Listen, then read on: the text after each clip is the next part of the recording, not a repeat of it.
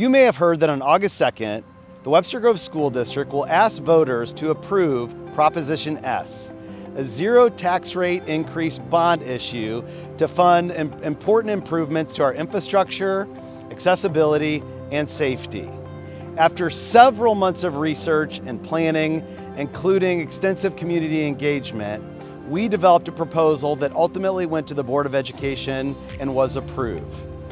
Today, I hope to share with you information regarding the proposition and the impact that it will have on our children, our staff, our families, and our community. The bond issue focuses on several key areas: infrastructure, safety, and accessibility in our children's schools. Proposition S will provide much-needed updates and improvements to aging infrastructure. The average age of our buildings is 81 years, and we have immediate infrastructure needs, similar to an 81-year-old home. Planned infrastructure improvements include replacing electrical supply equipment and air conditioning units, as well as repairing and replacing retaining walls, windows, gutter systems, sewer lines, boilers, and more. Proposition S will provide funds for facility improvements to support student learning and extracurricular experiences. Funds from Proposition S will provide renovations and improvements to Moss Field, which is more than 70 years old. It will also provide renovations and improvements to the Jerry R. Knight Auditorium at Webster Groves High School and improvements to family and consumer science classrooms at the high school and Hickson Middle School.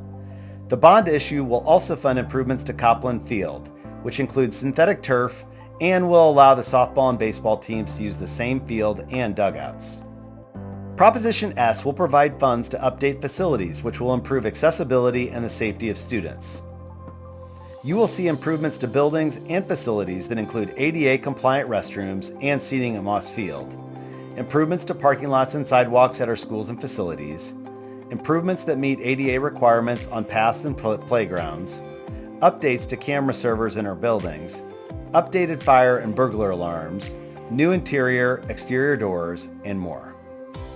You may be wondering how we can complete these projects with a zero tax rate increase.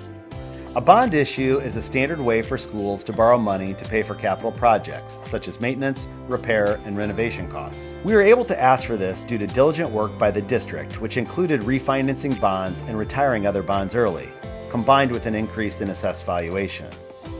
Because of this, we are asking our community to vote on these needed items for district buildings and facilities with a zero tax rate increase bond issue.